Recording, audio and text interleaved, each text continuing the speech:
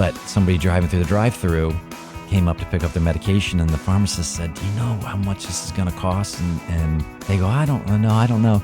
And the number that they gave out, I think it was like $800 or something. And she goes, "Well, I can't do that." And so the pharmacist, being as great as they were, said, "Well, let me check." Just like you were saying, Carol. So I was going to bring up that point too, where talk to your pharmacist, because they are real people. They know. And there used to, believe it or not, be this rule over pharmacists that they weren't allowed to tell you if they knew about those. Right. And now they are. Get out of here. Yeah. Oh, yeah. So I have a lot of pharmacist clients that said it was very hard for me to still perform my job knowing I'm staring at the screen. If I hit this one button, you're going to pay $5. If I run it through insurance, you're going to pay $500. But I'm not allowed to tell you about that button. But now they are. We are looking forward our way from Studio C in the 511 Studios. That's in the Brewery District just south of downtown Columbus, Ohio. Hi, this is Brett. One topic Carol and I always include in our podcast lineup is our annual overview of Medicare changes. Our expert guest, Josh Kinzel from Seniority Benefits Group, is here to guide us through the 2024 Medicare enrollment process. Josh, thanks so much for being with us today. Thanks for having me. This, Carol was just mentioning, this is my third time in. It's great. I feel like I'm a veteran now. I think we got the gold jacket at 5. Okay. Oh, there you go. Well, the way time is going, I'll have it before we know it. So you never know. Exactly. Well, when Brett just said 2024, I had to rethink when I'm typing these questions, like to make sure you get the right year. But 2024, it's amazing. Yeah. So, Josh, our listeners are going to hear critical information from you, and we really appreciate you sharing your time and your expertise.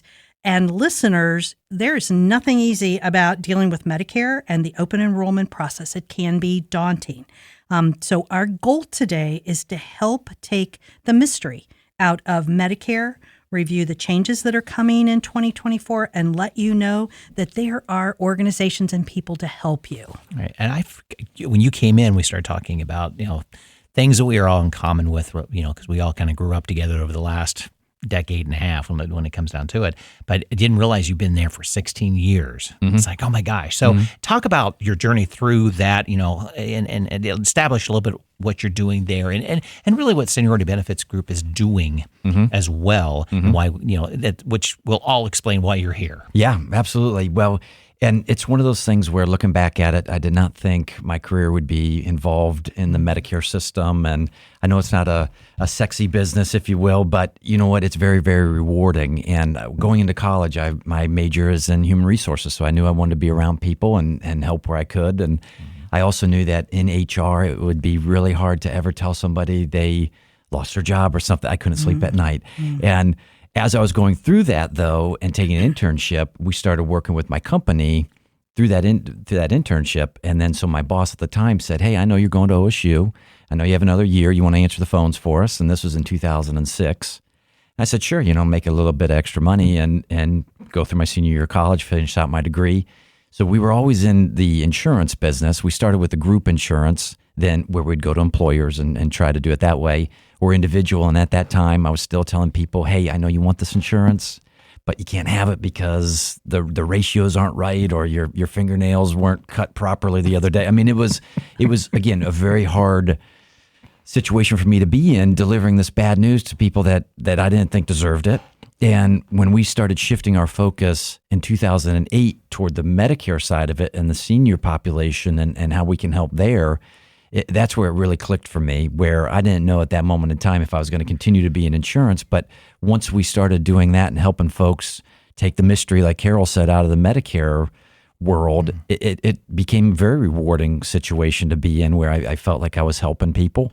We're in a situation we don't have to charge for our services. So again, I didn't have to validate my time with you by sending you a bill. It was, when we help you, the insurance companies pay us. And that started really in earnest in 2008, and here we are and going into 2024. I'm still doing that and still really, really enjoying it. So it was a path I didn't think I'd take, but I'm glad I'm on it.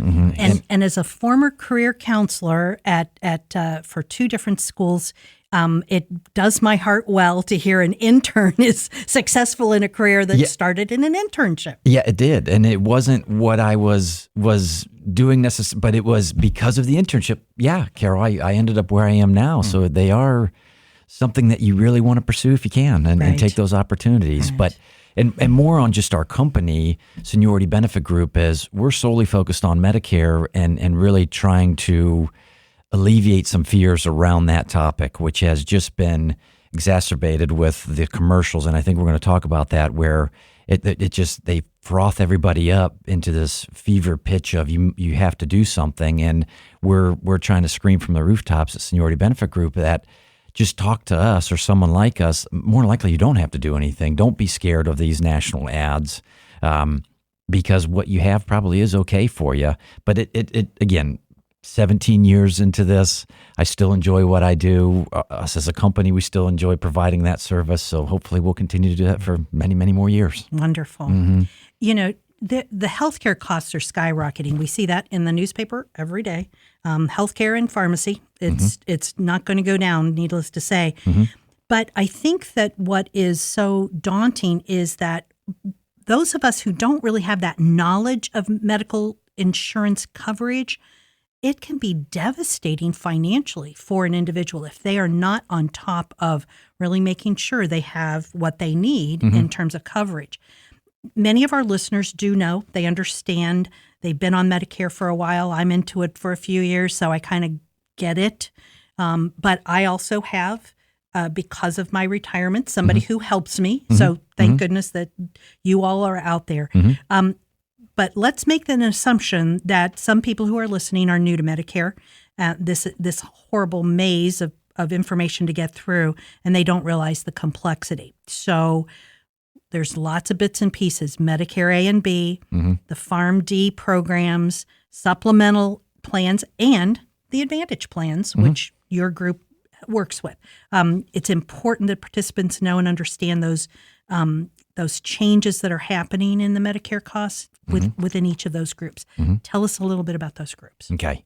So just the elevator pitch, if you will, of Medicare here is that, like Carol mentioned, there's a couple standard parts, Medicare A and Medicare B. That's through the government. So that's just a insurance program offered by the government. It's not an insurance company at that point. A is your hospitalization. B is anything outside the hospital. But both of those combined are going to cover about give or take, about 80% of a medical bill, but it won't do anything when you go into Kroger to fill a prescription or CVS to fill a prescription. So you have this original Medicare benefit. It's called Original Medicare A and B through the government. The standard monthly cost of that's about $165 for an individual. But then you look at that and you say, okay, that's great. I have this coverage that I can take anywhere that Medicare accepts across the U.S. Great. But then I also have this 20% that it leaves on the table for me that has no limit. So people listening who have health insurance, at least they know, okay, maybe my deductible has gone up, maybe my out-of-pocket has gone up, but there is a threshold where you stop paying. If you had just original Medicare A and B, there's no threshold on that 20%. So what folks will have to decide is, how do we want to address that? That's where the insurance companies come in. And just like the path that Carol mentioned, there's two basic ways to go beyond that 80% coverage with original Medicare. You either do a Medicare supplement, also known as Medigap. If you're talking to friends, they might refer to it as Plan G or Plan F or Plan C. So there's some complexity there, but the bottom line is it's a Medicare supplement. It's through private insurance companies that deal with that 20%. So you have Medicare A and B covering 80%. You could have the supplement basically covering the other 20%. You'll pay a premium for that. But then that still doesn't address prescriptions. So you had a Part D pharmacy plan. That's another cost. And there's complexity there. Again, we walk people through those choices. But the first option would be Medicare A and B, supplement, and a drug plan. Then, not that long ago, a couple decades now, but Medicare Advantage or Part C came along. So another letter that's thrown into that alphabet soup there. But those are the ones that you see on TV more often than not, are the ones describing very loosely and maybe misleading, but they're describing these Medicare Advantage plans that are Part C, that are managed care plans. You still have original Medicare A and B. It's assigned to a private insurance company. Medicare, the government pays that private insurance company for them to administer this health benefit for you. So you have a plan that feels much like what you have through an employer. You have one card that you show the doctor, the hospital, the pharmacy, and you have a corresponding copay. So when you go into a doctor, might have to pay a $10 copay. When you go to the pharmacy, you might have to pay a $20 copay, depending on what medication you're taking. But those types of plans I really do like.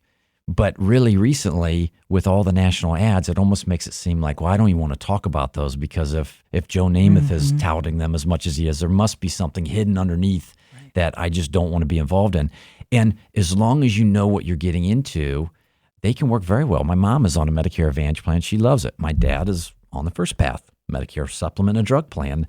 They've been married for over 40 years, and they just don't talk about the health insurance piece of it because they're both happy with each of their choices. So I'm glad that there's two basic ways to go like that, but it's Medicare A and B, which is original Medicare through the government. You either do a supplement and a drug plan through private insurance companies, which we help you navigate that, or Medicare Advantage Part C, which again is through a private insurance company. I think that this all really brings to light what I mentioned before. If you don't have the information, it could be financially devastating, but the information is there, and people to help you with figuring this out exist. So that's over and above and beyond everything we talk about today. My goal is that people, that our listeners know there's help. Yeah. You can get help. Well, and it's funny, we have a relationship with one of the largest employers here in Central Ohio, just helping folks when they call their HR department and they say, hey, I'm turning 65, what do I do? And they say, oh, call Seniority Benefit Group, call Josh. And I'll get the comment a lot from those folks. They go, this is the best benefit that they offer here. And the reality is that employer isn't paying us. We're not getting paid, but there's such value in the knowledge component of it, and being and going to somebody that you can trust to tell you at least what's out there. I'm not going to tell you what to do because everybody has their own choice in the matter, but my job is just to clarify what those choices are. Right. Yeah. So this year is bringing change to Medicare, including changes to monthly premiums, deductibles, and program limits. Can you talk about some of those updates on the changes and well, obviously additional costs that recipients are going to be fined in this new year? Well, and we don't know exactly when we're taping this. It's before they released any of the new premiums for Medicare. But one of the things that we do know that's going into effect next year is with the Inflation Reduction Act, specifically on the prescription piece of it, that's starting to roll out and help seniors with the prescription costs, where not to get too much into the weeds, but on the prescription drug plan, there's 4 parts. You have your deductible that you have to pay, then you pay a copay, then you might get into what's called the coverage gap or the donut hole. And then there were folks with very high cost medications getting even beyond that. The catastrophic. The catastrophic, right, Carol? And now with the Inflation Reduction Act, where normally up until this point you pay 5% of that med still. So if you have a $1,000 med, you're still paying 5% of that in that portion of your coverage. Now they're wiping that out where you don't have to pay any more there. So that's a positive change. And then next year they're even going to make it where there's just a limit, a maximum out of pocket on your prescription costs. Right now it's set at $2,000, but that won't roll out until 2025. So we'll talk about that next year. Yeah, okay. But the actual, you hear rumblings all the time. There doesn't appear to be a big change in the premium to Medicare that people are talking about. The deductibles have stayed pretty steady. When I started this in 2008, the conversation hasn't changed all that much, which is in a good way. It is pretty consistent. Which means it wasn't broke then either. Exactly. Yeah. It was in pretty good shape. Yep. So, yeah, Yep. no, that's a good sign. You're right. Yeah, And I'm not expecting a lot of negative changes to what you referenced where as far as premiums or deductibles go. Good. Even when Social Security took a huge increase last year, Medicare didn't raise that much. Just a little. It went down, actually. That's yeah. right. Yeah. So it was one of those where it's a unicorn sighting where your Social Security went up, your Medicare went down. That doesn't happen. Well, and because people used to always say to me before I was on Medicare, it goes up Social Security goes up 2% and Medicare goes up 2%, so it's a wipe. Yep. So last year was a unique situation. Yeah, we're probably not going to get that again. Well, yeah. But that's okay. That's okay. We're doing okay. So, and given what people are struggling with in terms of Many have had to have been taken off the Medicaid rolls and trying to find insurance and deal with the cost. I mean, Medicare is such a delicious thing to have. It's just amazing. So, yeah. And even talking to that point a little bit, Carol, where you're right, where some people are losing their Medicaid status right now over the summer, and they just have to go back in and reapply, basically. But some folks don't realize that that's what they have to do. They get the letter that says, well, now I'm off of Medicaid. And if you are on Medicaid, you can have a really great Medicare and Medicaid plan that very little out of pocket. Right. But when you lose that Medicaid status, now you have those copays. So we've actually this summer helped a lot of people just navigate that change where, yeah, you may have lost your Medicaid status. Maybe you can reapply and maintain it, but maybe you can't. So even the opposite where people are scared of, all right, I'm losing this benefit. What do I have to land in on?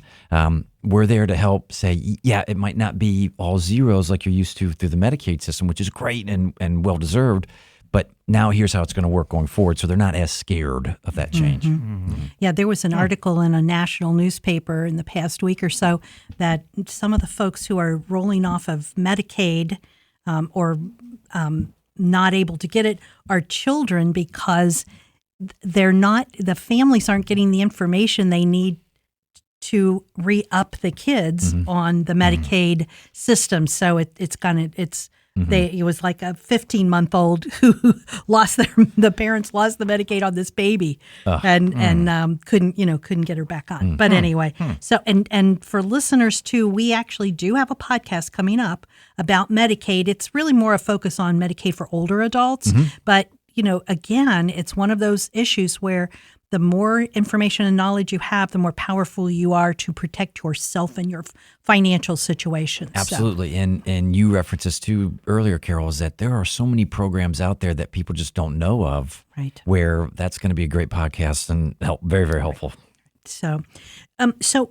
Josh, whether an individual has been on Medicare for years or they're just now turning 65, they need to understand their own medical history and medication needs in order to choose the best plan.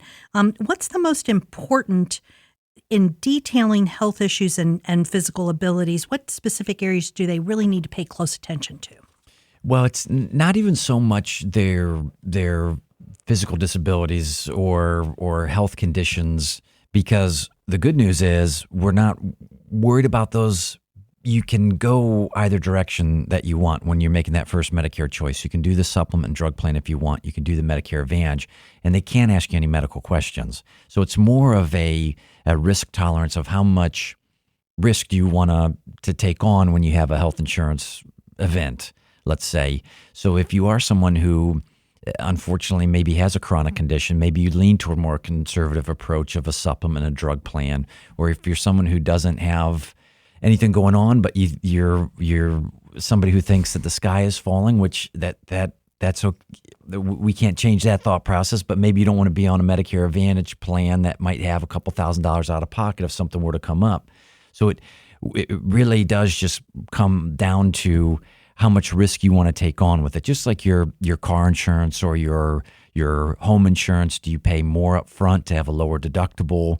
Deductible just meaning what you have to pay before the insurance kicks in. Or are you more of the person that, I'll take a chance at maybe having a lower premium, but then if something were to come up, we have to pay a little bit more out of pocket.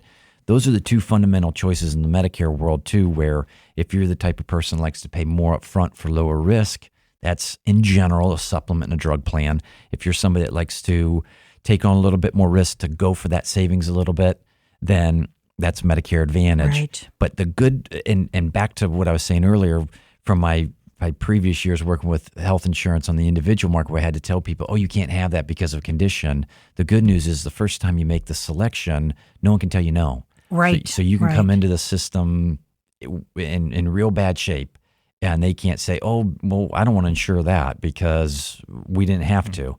Well, they do, which is great. So whether you go Medicare Advantage or a supplement, you still have those because people will come into my office and say, well, I have this going on, so what's really actually available to me?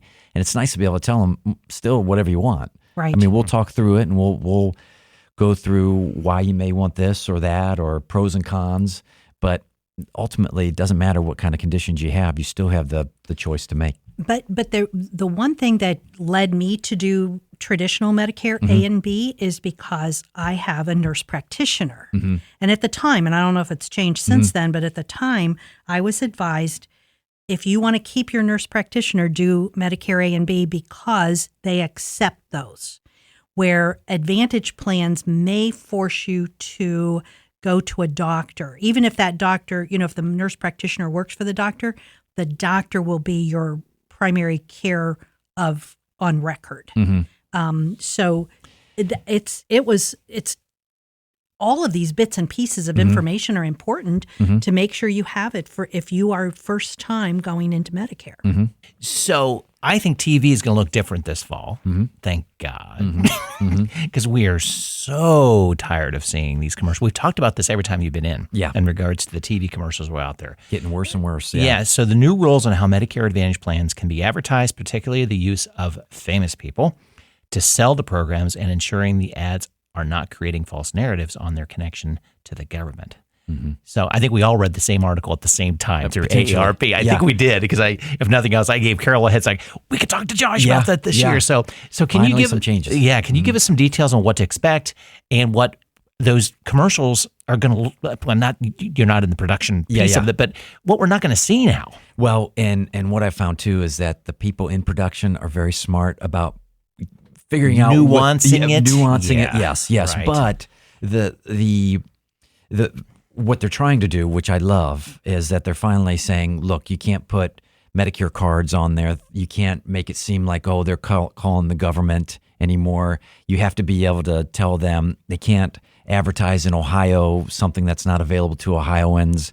They have to say what plans they're actually going to talk about. So it's not just this open-ended call center where that's what it is right now. You call that 1-800 number.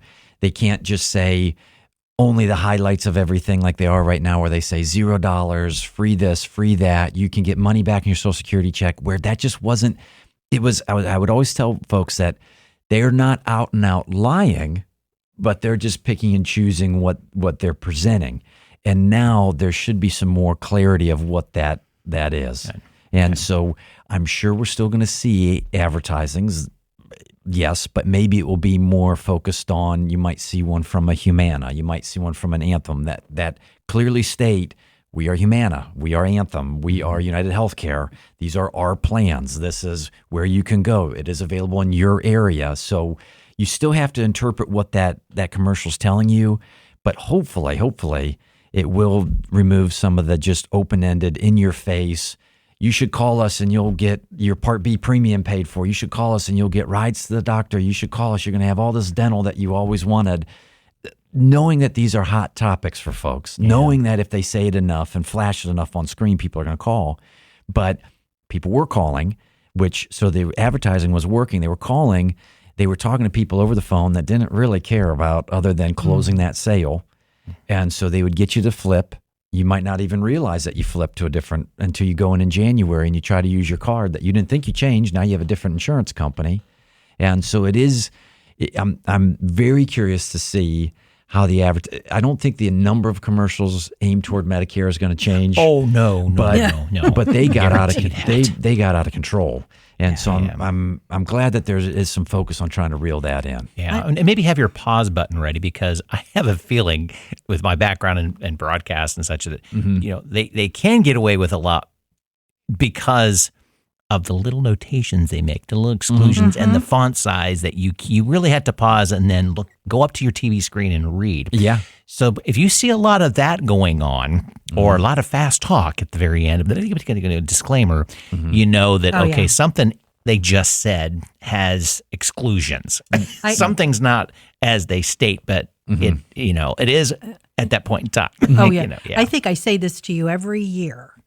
Whoever they're paying as their spokesperson who isn't already rich enough that they have to do these commercials, they should be able to say, this is my insurance. Yeah. Yeah, sure. I mean, if so-and-so TV star is touting Anthem, he should be able to say, I use Anthem. Yeah. I pay Anthem, and just... it's one of those things for a broker like us where we can talk about those plans that are being advertised, and those plans can work very well. Sure. So it was even hurting us as an individual where when somebody would come in with this misnomer, and then you'd have to rewrite that script a little bit. Right. But there are regulations for even us. We have to put disclaimers down at the bottom of our emails, and when you call into our office, we have to say we don't represent every single plan that's available.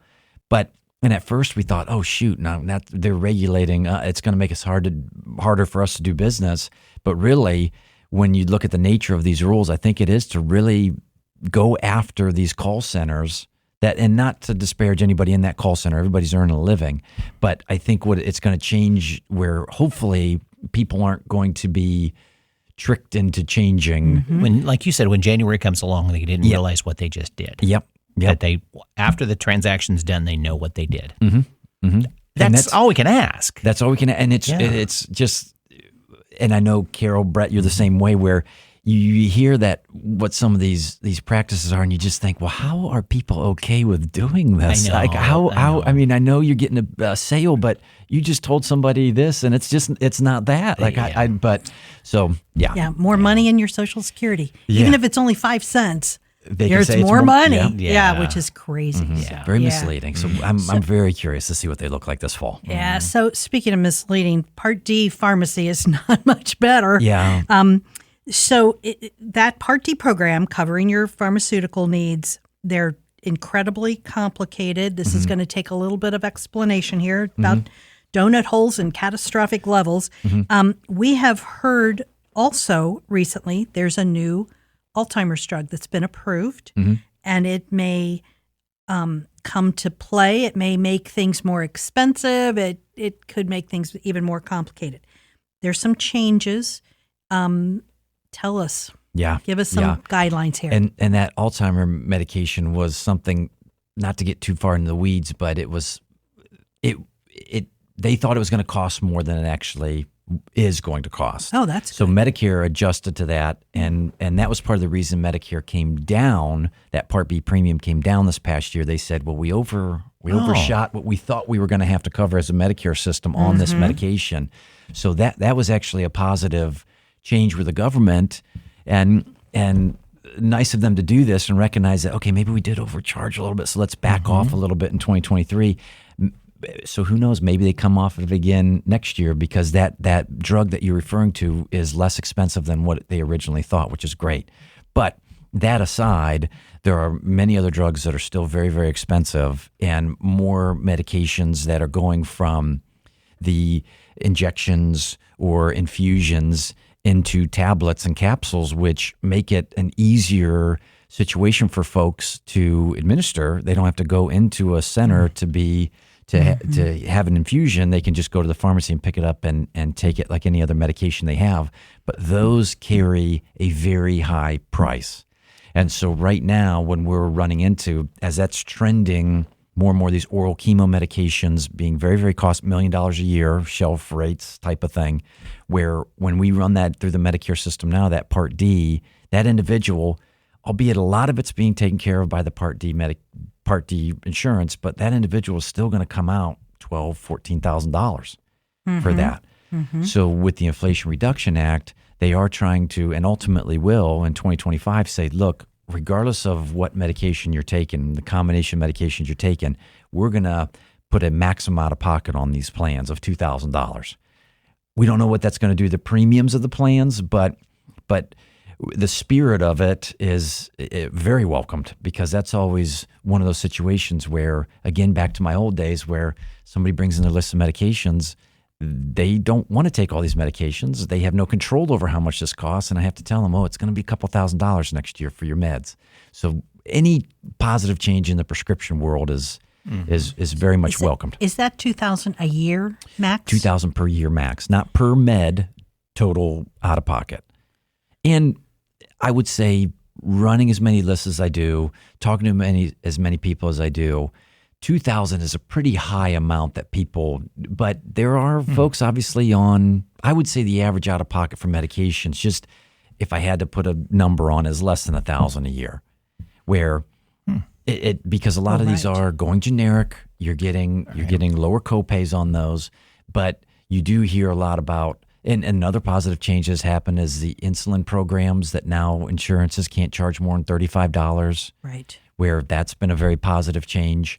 But even just to go back briefly and talk about the structure of Part D one more time here is that the government tells these private insurance companies the baseline that they have to adhere by. And so there is that first stage where right now, we'll talk about what it is in 23 actually, just because we know what it is. You have a deductible or could of $505. Where again, an insurance company could say, you owe us that first before we kick in. Most of them don't because they're trying to be competitive, but you have that first stage. Then the second stage is when you pay a copay for your medication like you're used to. You go to CVS, you show them your script. They say that's $5, $10, $40, set price for you. But then as your medications are adding up to another cost, the full cost of those medications, once it gets a little over $4,600, that's when we go into the coverage gap or the donut hole. So you could be going along paying these copays, and all of a sudden the next month, now you pay 25% of that medication. So it's a roller coaster. I think I probably refer to it every year of it's a roller coaster you don't want to be on if you're on this list of medications where one month you hit a deductible, so you pay an amount. Next month you have a copay amount. Now you pay 25% when you're in the coverage gap. And finishing out this year, you still, if you get into the catastrophic, where if it's a high cost med, you're paying 5% of it. Next year, fortunately, at least when we get to that point, that 5% goes away and we don't have to pay anymore during that stage. But so you said, this is interesting. I hadn't thought of it this way. There are so many medications that people used to get either in a doctor's office or some sort of a clinic, intravenous or however. Yep. And because the pharmaceutical companies have streamlined those to a tablet or gel cap or whatever, that's easier for the person to take. They don't have to keep going into their doctor, but the prices shot up. Yep. And that's interesting because a good friend of mine had been on Ibrance and to the tune of not $2,000 for the year, but like thousands a month. And so it's been tough. And it is one where the advancement in medication, if you removed all the prices of everything, it is great that they're coming out with these tablets. It's less harmful to you overall, they're saying. It's more effective. So, and it's less inconvenient to do things even. But just like everything else, there's price tags along with that. So I'm glad that the government is putting some limits on how much the consumer has to pay for these. There are, because I know several people who are in that situation in which the medications are astronomical. There are organizations that provide grants or scholarships that give you the dollars to get your medication. Oftentimes you don't end up paying anything.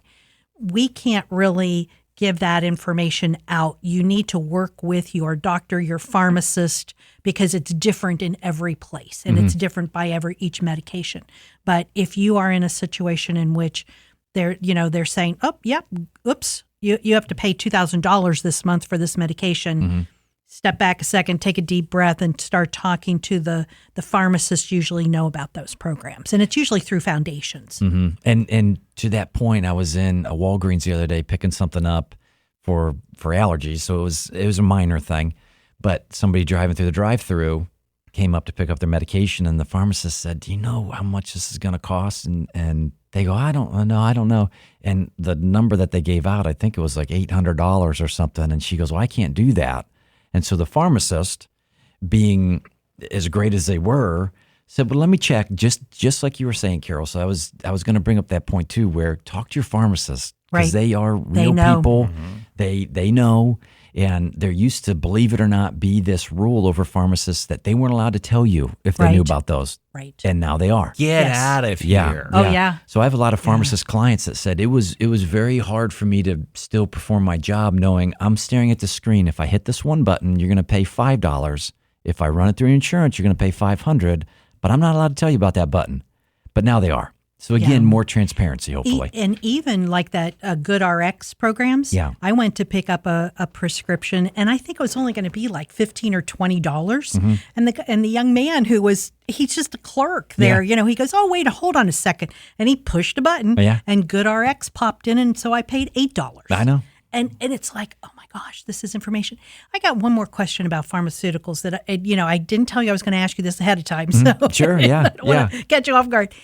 Is it my imagination, or are there fewer PharmD programs, insurance policies? I think that might be your imagination. Okay. I think, yeah. Okay, because and it could just be a function of who the broker I have to go through because of my pension.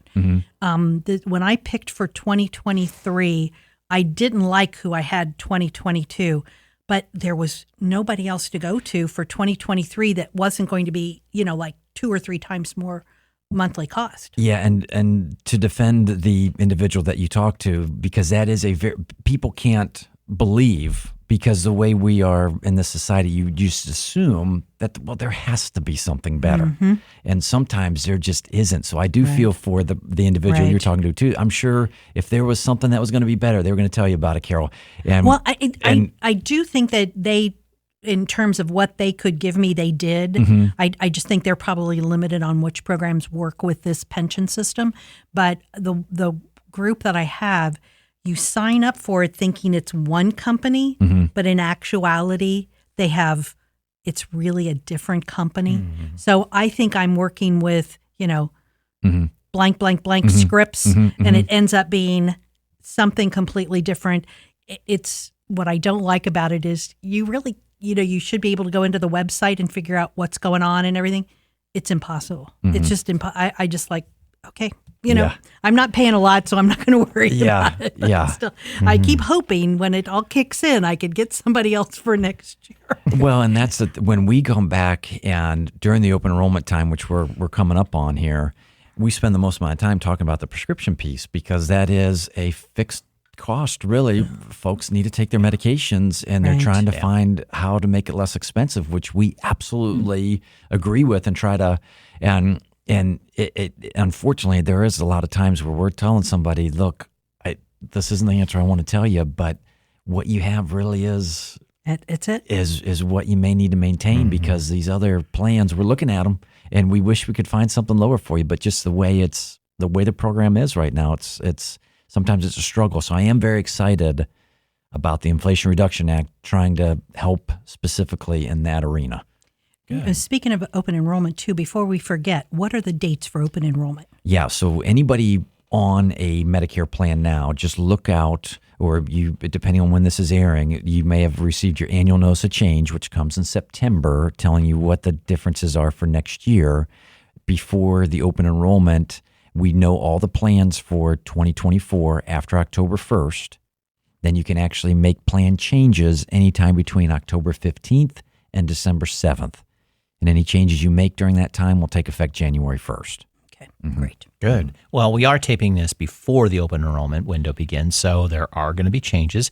But some have not been decided. Can you give us some tips on issues still undetermined, and how listeners can find the most up-to-date information before they choose their policies for next year? How about going with that? We kind of touched on it just with that answer you had, but let's take it the next step. What to be on the lookout for. Yeah. In what we mentioned earlier too, where fortunately there hasn't been a lot of volatility in the Medicare program, believe it or not. As much as you hear about it, and it's all over our government and politics, and you hear that all these changes. Fundamentally, I've been having the same basic conversations in 2008, where it's just tweaking different things, like what are they going to charge for Part B? It's one of those that we have no control over. Nobody has control over. The government will release that sometime in late September to the beginning of October, telling us what next year's Part B premium will be, what the deductibles are and things. But then after October 1st, we know all the different insurance company options for next year. So that really is the time that it's a great time to engage and just check to see what's new. If you're talking to somebody prior to October 1st, they can't tell you what's going on next year. But after October 1st, everything's out there, so we can start sorting through the different options for folks. And it doesn't seem like there's volatility in the companies that are in Advantage. I remember when it first started, they were in, they were out, back and forth, but it seems like it's kind of settled in now. It has really settled in. There is a new company coming into the market that we just met with their CEO the other day, and he does, if you can judge it by the one dinner, this guy seems like he really is trying to change the way things are delivered. So I'm excited to be able to talk about that once it does officially come out. But That's positive that there are companies specifically getting started for this specifically. yeah, That's looking cool. looking at how it's working, and who knows if he'll be able to topple everybody else, but It's another player at least. it's another player at least. Right. But to your point, Carol, the other blue bloods, if you will, they're pretty much settled in now. Okay. So, Josh, you had sort of touched on this a little earlier. Your company, Seniority Benefit Group, does assist employers in managing employee benefit packages, and that can be critical, especially for small businesses. Yeah. If you all of a sudden you can get somebody off your roll because they go on Medicare, yay! So, tell us a little bit about the services and when employees are moving into Medicare, how you're helping them and assisting those employers.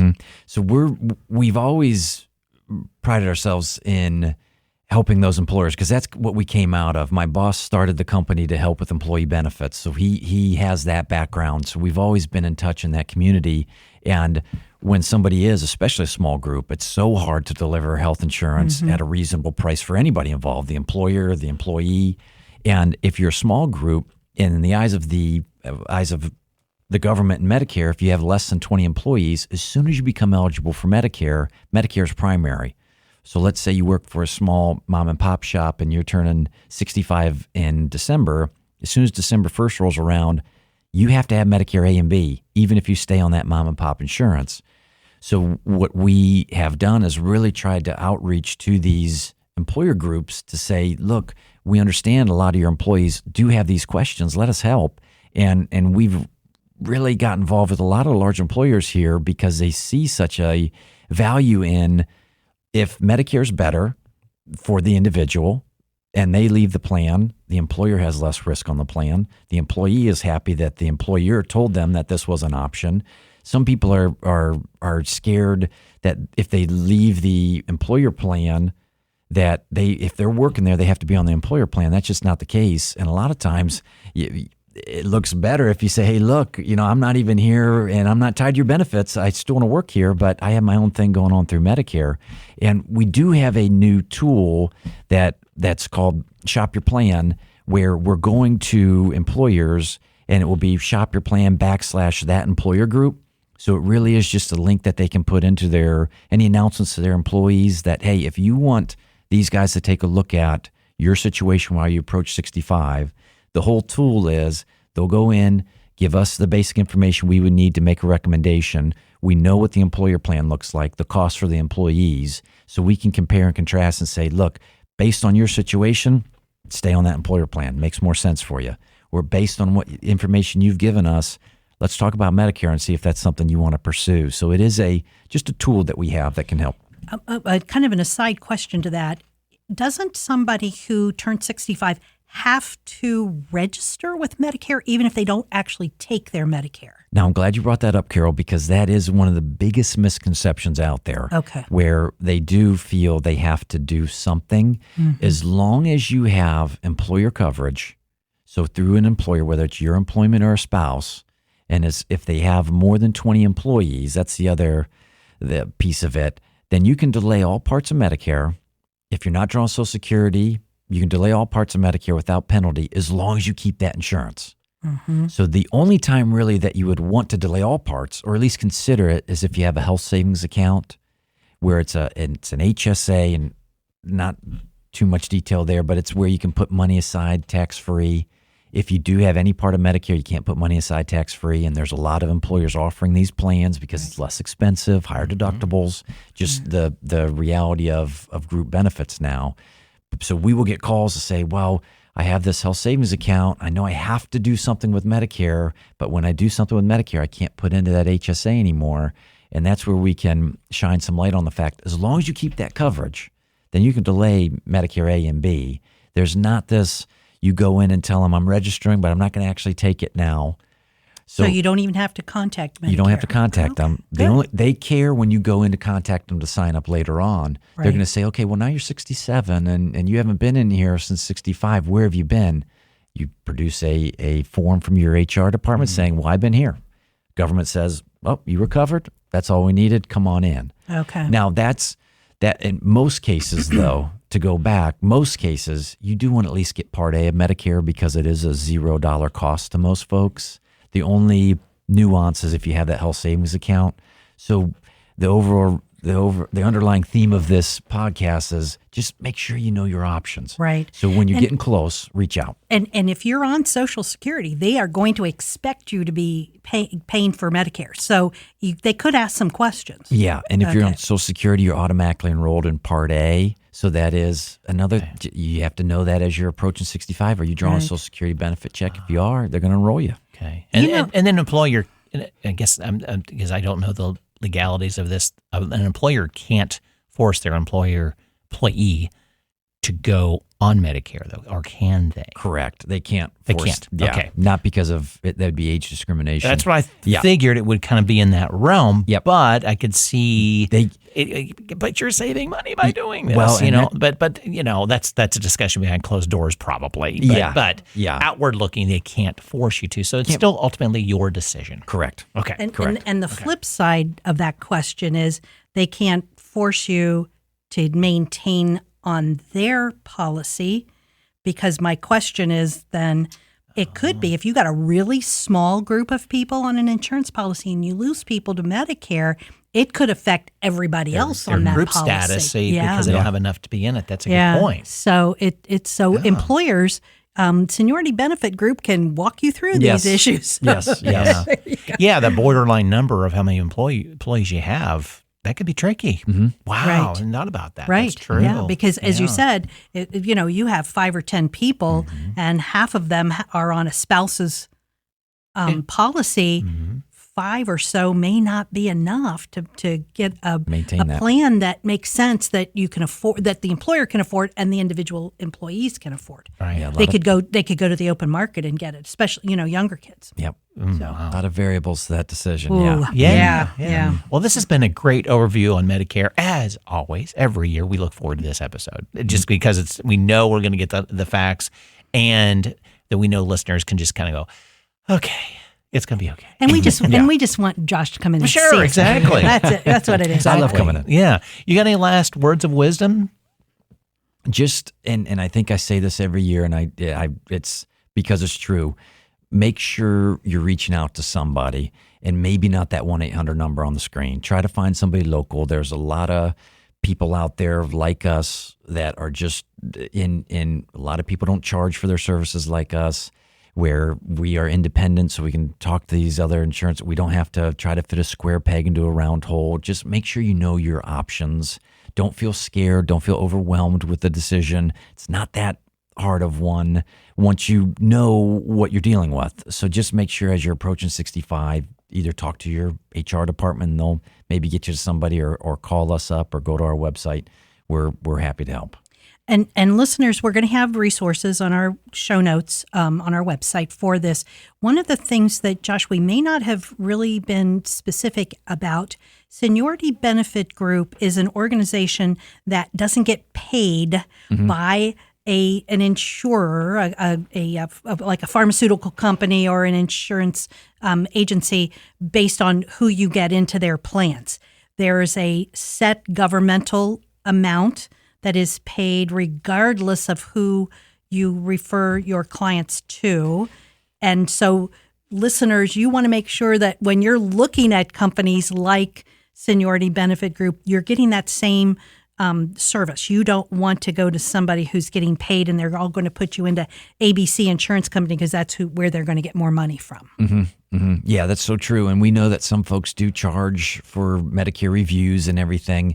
And we've just never believed in that policy where if we can help you enroll in something, great, the insurance companies will take care of us. But the government does tell them how much they can pay people like us at Seniority Benefit Group. Right. So whether you do that first path of a supplement and drug plan or you go with a Medicare Advantage plan, to us, the financial difference of what we get, it's so minimal that as long as we're helping, that's all we really care about. Right, right. Thank you so much, Josh. This is amazing. And our Medicare expert who comes to visit every year, from Josh Kinzel from Seniority Benefit Group, we really appreciate all of the expertise, time, knowledge that you've provided.